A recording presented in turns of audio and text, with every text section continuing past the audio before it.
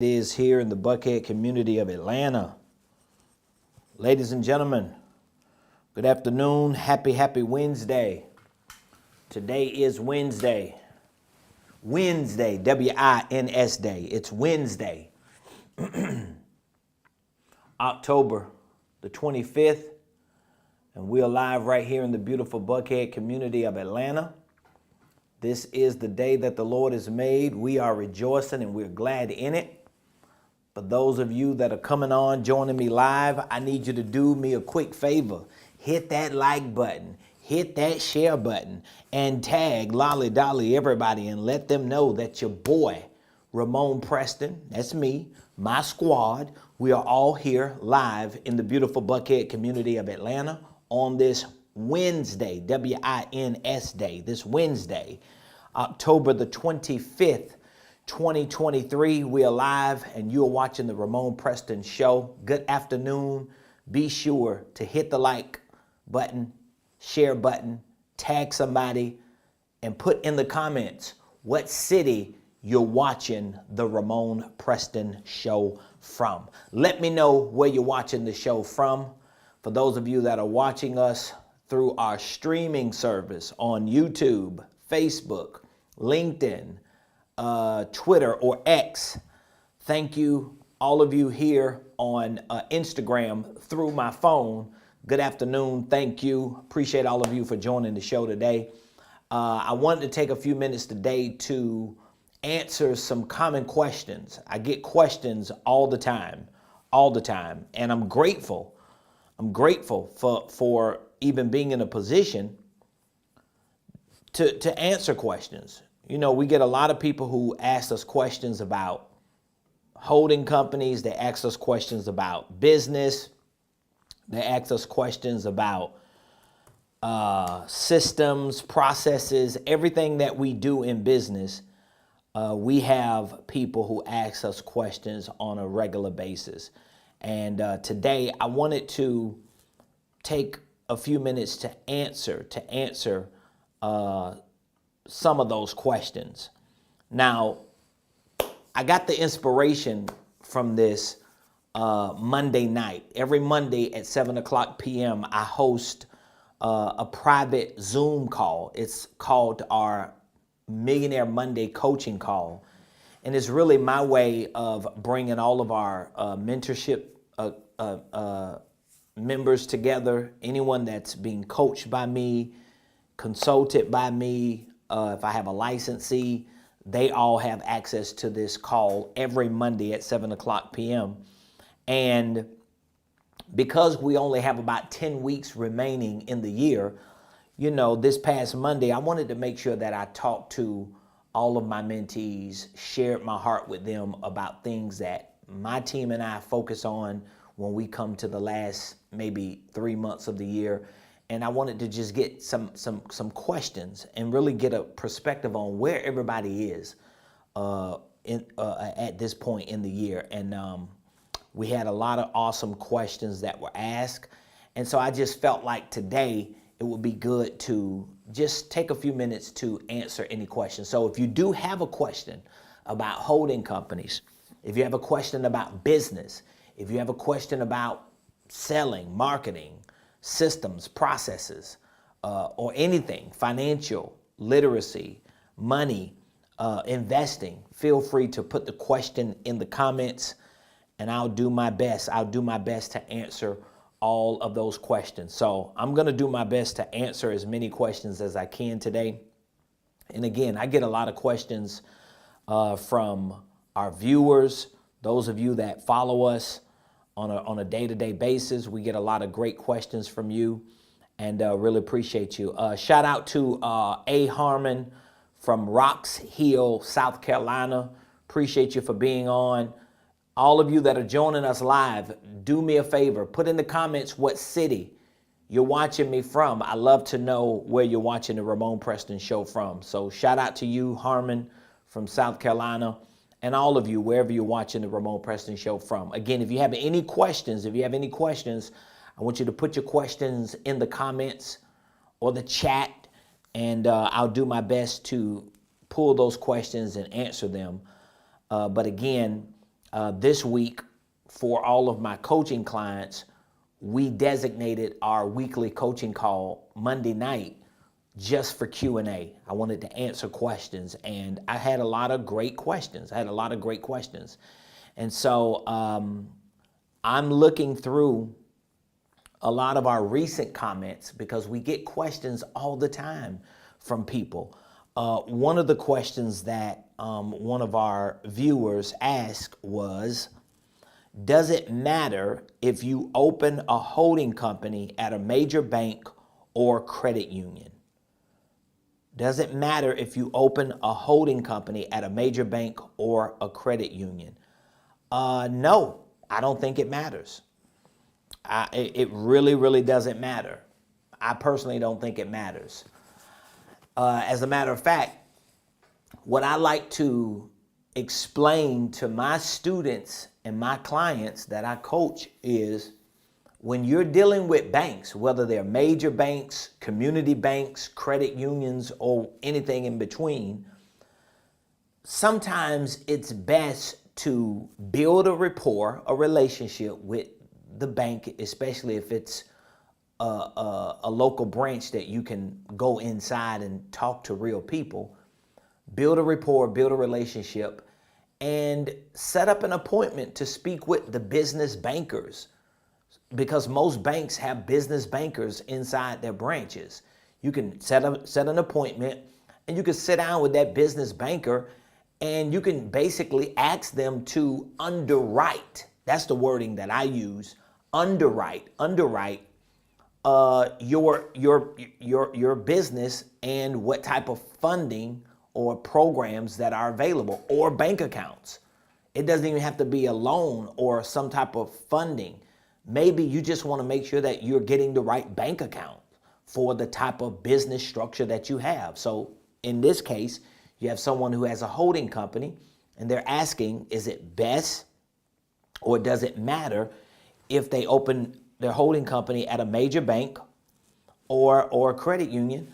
And again, I think it depends. I've had clients who have had accounts with credit unions, and they haven't had the luxury or the leverage to get funding or loans.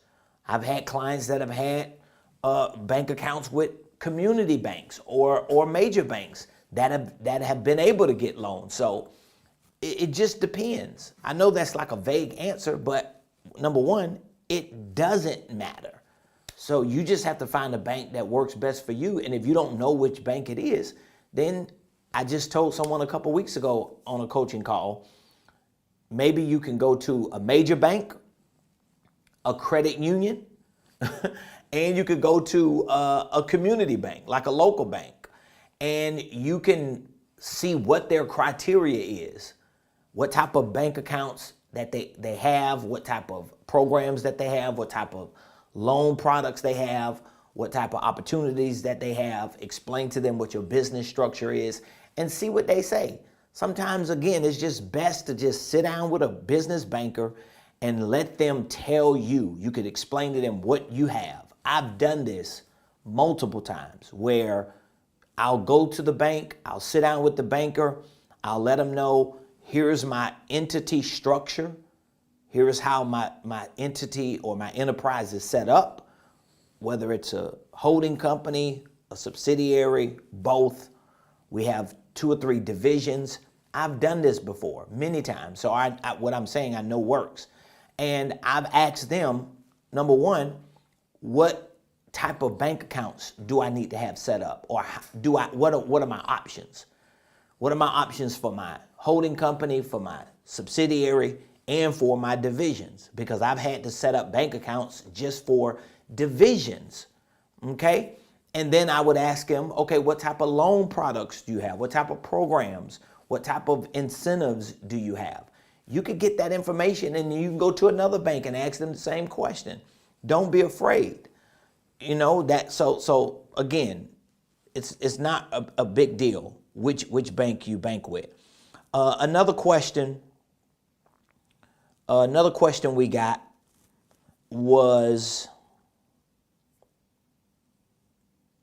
about business structures. That's a very common question I get all the time about business structure.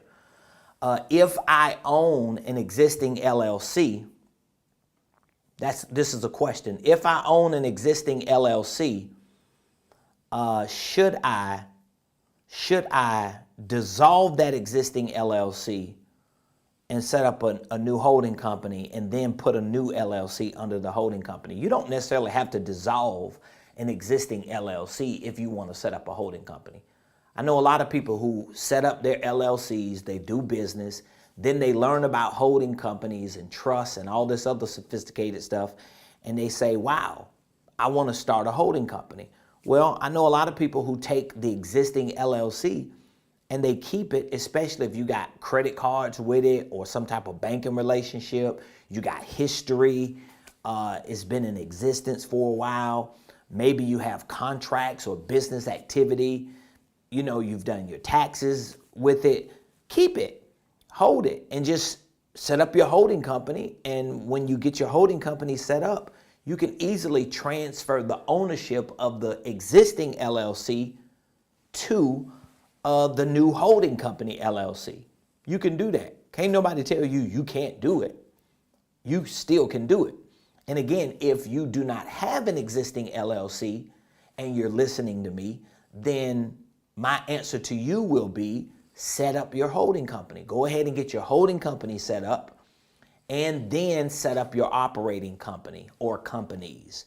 Because if you're doing it from scratch, you're just starting out, you might as well do it right the first time. If you want to leverage your enterprise and you want to expand it, you want to build wealth, you want to create a brand, if you want to do all the things that people like me talk about doing, you want to do it right the first time. So again, if you've already set up an LLC or multiple LLCs that you personally own, and now you're finding out about the holding company, once you set your new holding company LLC up, then at some point you just transfer the ownership of the existing LLC or LLCs under the holding company. If you haven't done that yet and you're just starting out, set your holding company up. Once your holding company LLC is set up, at some point, set up your operating or subsidiary LLC. All right? So again, all of you that are coming on, I'm just doing a Q&A, answering some common questions. Every once in a while, I try to dedicate at least one show to answering questions, because I know sometimes people lie, but numbers don't lie, right? That's what they say. Men lie, women lie, but numbers don't lie.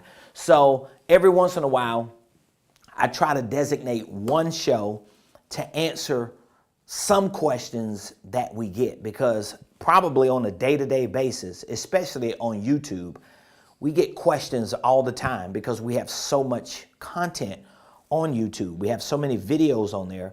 We get a lot of people that ask questions. So I do my best to actually answer those questions. We answer them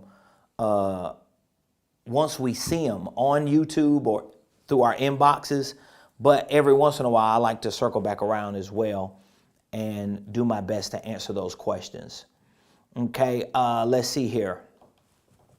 Another question, what about once you have a holding company, do you need to set it up like a LLC, even though you're not operating out of it? Meaning, do I need a Duns and Bradstreet number to get funding through it?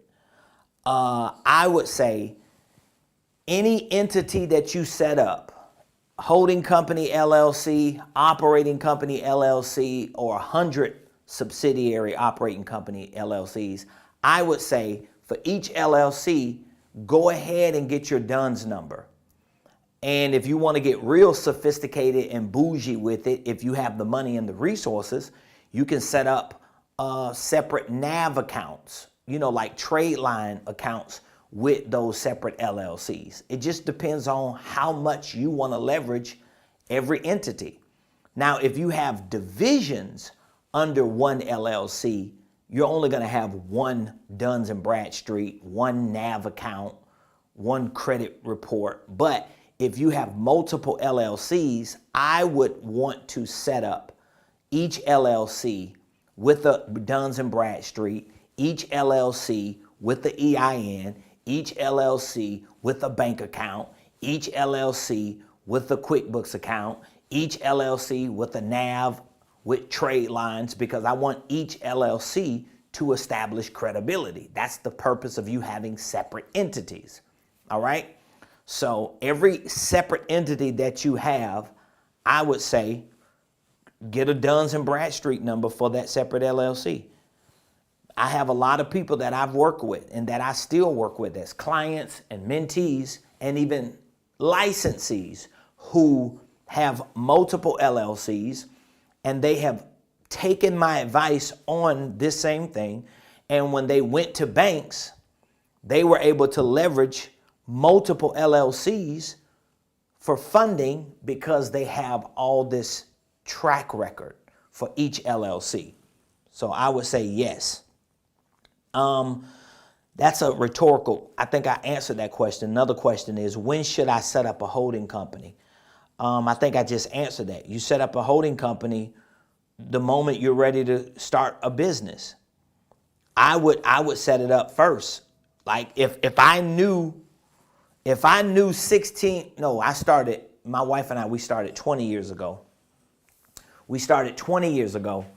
It's 2023. So we started 20 years ago as a two-person team, but we didn't set our first LLC up until 2006. So that was what?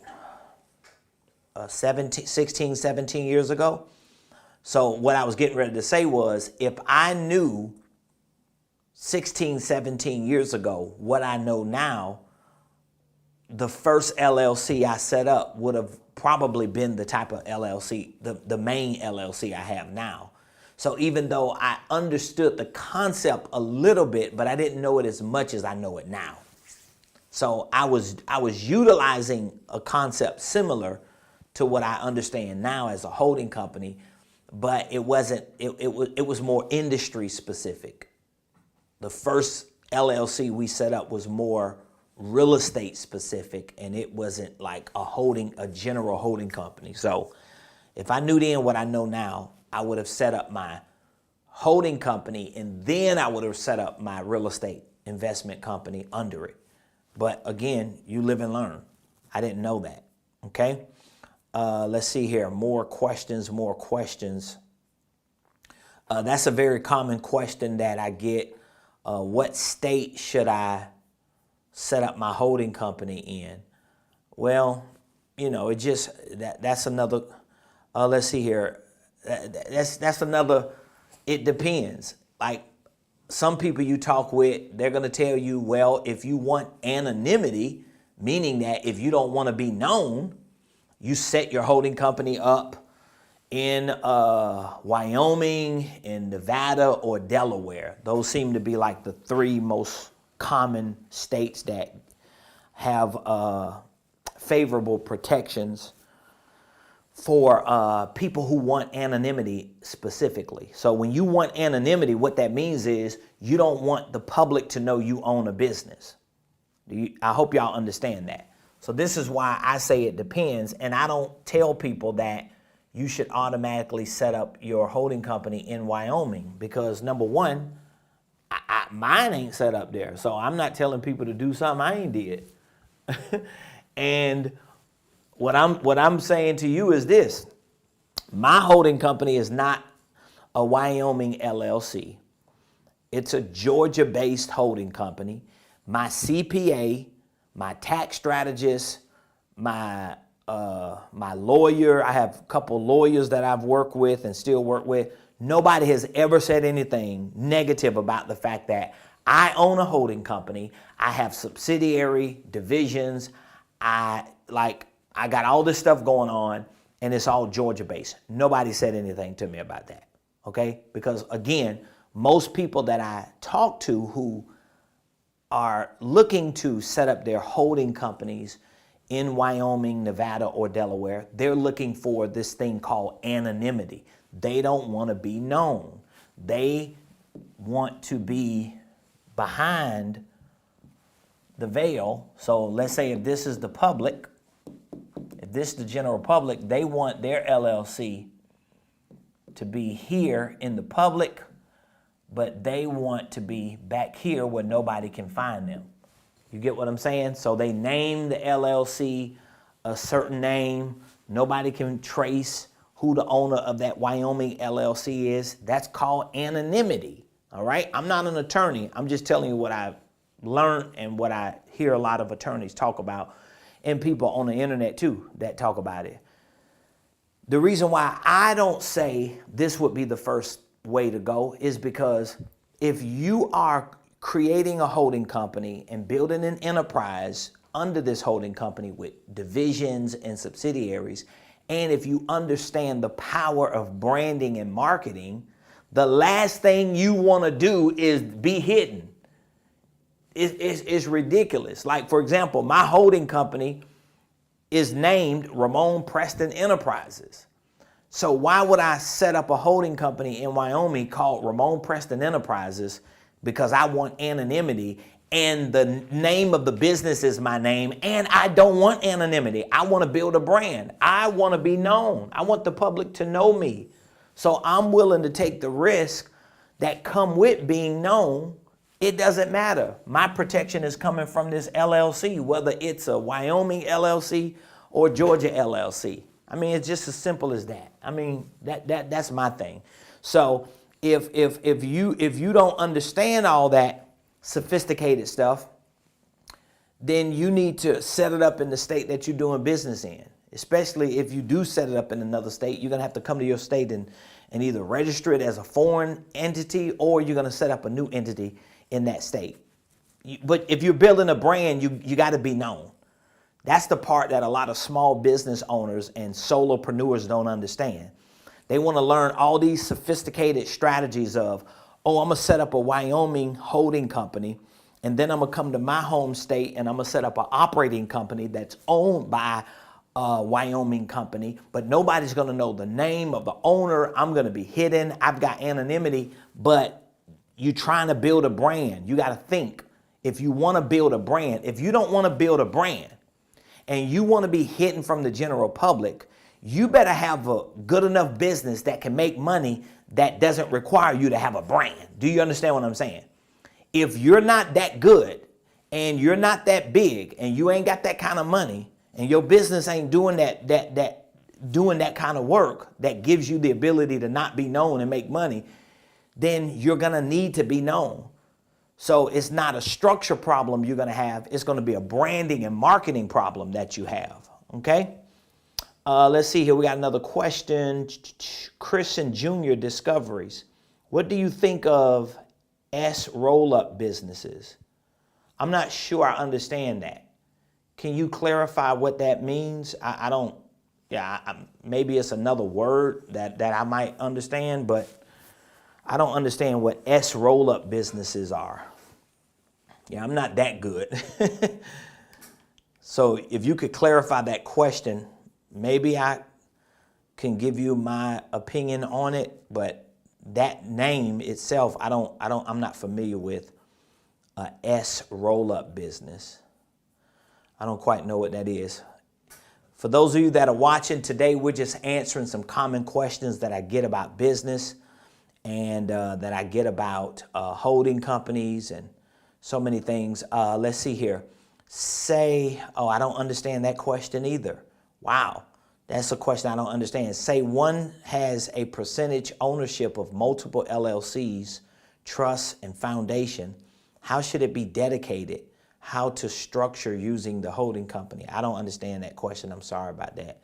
You have to clarify that question for me.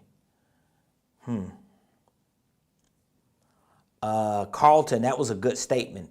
He said, instead of talking about getting credit, you talk about and instruct that why we prosper from our talents, our knowledge. That was a good response, because basically what his response was to a statement that I make all the time when solopreneurs and small business owners who are just getting started, you on the come up, when all you focus on is trying to get a loan or trying to get credit, you're setting yourself up for failure. I'm not saying that if you can get a loan for your business and can get credit for your business that you should never. But what I'm saying is if you prioritize loans and credit over sales, at some point you're going to deplete the loan and then you're going to be paying a payment every month. You're going to deplete the credit and then you're going to be paying a payment every month. And how are you going to pay that payment every month if you're not paying it through sales? If you're not paying that payment through sales, you're probably going to end up paying that payment through other income that didn't come from the sales of products and services. So I'm a proponent of using debt as leverage, especially when you are disciplined, when you are seasoned and stable enough. I'm not a proponent of you leveraging debt for anything when you're not disciplined. You're not financially, fiscally responsible, because there was a time I was not financially responsible. There was a time I was not disciplined. There was a time I was too reckless. And what I did was I leveraged my own personal credit to get loans and credit cards, assumably for my business, but it never generated enough sales to, number one, justify the loan and the credit, and number two, pay for the doggone loans and credit cards when the bills started coming in. So I found myself in more debt, trying to find my way out of debt by getting more debt, instead of learning how to market, build a brand, sell, become a professional at running my business so that my sales can generate enough income or revenue to fund the other things that I was doing. And once I did that, I got to a point like now where I don't have personal debt. I'm personally debt free. I'm personally financially free. However, I can leverage debt for my business for other business or investment ventures. That's the smart way to do it. Okay. All right, that's going to be it. It's 12:31. I'm going to have to wrap it up. I tried to answer as many questions as I could. Chris, thank you so much. Chris and Jr. He said, or she, I'm not sure. Is it Chris and Jr.? Discoveries, forgive me. I meant rolling, buying up companies in the same sector and combining them under a holding entity. Oh yeah, what do I think about that? I think I'm glad you clarified that. So thank you so much, Chris and Jr. As far as that type of rolling up businesses, meaning participating in acquisitions or mergers, I think it is, I'm gonna write it down what I think it is. I think that is the next big wave. I might even go as far as to say doing that, what you just mentioned, is the next gold rush for entrepreneurs definitely in the next 3 to 5 years. I think it's the next big wave. That's why I talk so much about asset management. I talk so much about acquisitions, and I have courses and training workshops to show people how to actually position themselves through holding companies for this next big wave, because of the amount of assets that are transferring right now and that will continue to transfer probably for the next 15, 20 years, definitely within the next 3 to 5. If we can get in front of that thing and be on the cutting edge of learning the ins and outs of business acquisitions, real estate acquisitions, asset management, mergers, if we can get on the cutting edge of that right now and put ourselves, and I'm talking about we as just solopreneurs, small business owners. I'm not talking about the major companies and the private equity groups, but if we can utilize the intelligence, the concepts and the principles that they practice and put ourselves in a position, that, my friend, is by far the next big wave in the next few years. So thank you all for participating. Again, if you have any more questions, leave them in the comments. We'll circle back around. We'll answer them. I try to take at least one show every once in a while to answer questions. I have a ton of questions that come through, especially on YouTube. We answer them, we type the answer, but I like to have a show to at least cover some of those answers, some of those questions as well. Please don't forget, no matter where you're watching the show from, don't forget, if you're not on YouTube right now, go over to YouTube. And if you're on YouTube, while you're there, subscribe. We really want to get to 10,000 subscribers on our YouTube page. All right. I appreciate everyone who watches the show, who follows us, supports us on all social media platforms. But YouTube has been by far our most impactful channel because of the type of information that we share on YouTube. We share a lot of information on starting, structuring, and the scale part of a business. We talk about holding companies, divisions, subsidiaries, systems, processes, all the ins and outs of these things. And a lot of people, literally thousands of people every month, come to our YouTube channel to get that information, particularly about holding companies, about systems and processes. So we need your support. We need you to subscribe to our YouTube page, hit the notification bell. We're always putting content on our YouTube channel and all platforms on a day-to-day basis. And we need your support. We want to get past 10,000. For all of you that are looking to engineer million-dollar enterprises and you don't have all the information, maybe you don't have all the support, maybe you don't know everything that you need to know on how to engineer $1 million business, this is why we put our Millionaire Mentorship program together, because that's the objective of this coaching program. It is to show you how to engineer $1 million business. It's something that you, even as a solopreneur, can do. Even if you're a newbie entrepreneur, you can do it, but you need the information, you need the mentorship, you need the coaching, you need the community, you need the training, you need the workshops. And so we've put together this Millionaire Mentorship program as a 1-year accelerated coaching and consulting program to take 1 year with you to show you how to engineer $1 million business. Does that mean you're going to make $1 million in a year? Probably not. But what it means is you can engineer the framework of $1 million enterprise to know exactly what needs to be done to not just generate $1 million, but to continue to repeat that over long periods of time once you engineer the building. It's kind of like, engineering a building, right? If you want to build a 10-floor high-rise in downtown, you need to engineer that. You cannot engineer a ranch home and use that engineering to build a 10-story high-rise. So we show our mentees who join our mentorship program over the course of a year how to engineer $1 million business. We cover holding companies. We cover asset management. We cover acquisitions. We cover systems, processes, operations. We cover all the ins and outs that you're going to need to engineer and build this business, okay? So if you're interested in this type of program, you need the coaching, the education, the weekly calls. You need the support, the community, the workshops, the boot camps. This 1-year program is absolutely amazing. We would love to answer any questions you may have. Here's what you need to do. Look in the comments on whatever channel you're on right now watching this video. Inside the comments, you're going to see the word mentor and a number.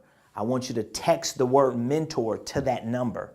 That's a number directly here to our office, and we'll reach back out to you. We'll answer any questions that you might have about what you want to build, what you already have going on, where your roadblocks are. We'll answer all those questions over the phone. We'll share more information with you about this program and how we can set it up for you. Even if you cannot pay for it in full, we can set up payment plan options. We want to get you onboarded, get you started, get you training so that you can put you and your family in the best position to be financially free and to have a legacy. So text the word mentor to the number you see in the comments, and we'll be available to answer any questions you have. So I appreciate you all. Thank you for joining the show today. Today is Wednesday, October the 25th. It's been an amazing show. We answered some very, very common but good questions. And if you have any more questions, put them in the comments. Make sure while you're in the comments, you take that number, text the word mentor to that number. And before you leave social media today, visit YouTube and subscribe to our YouTube page. All right, we love you. We appreciate you. We thank you for joining the Ramonepreston Show. We'll be back here tomorrow, same place, same time, 12 o'clock noon.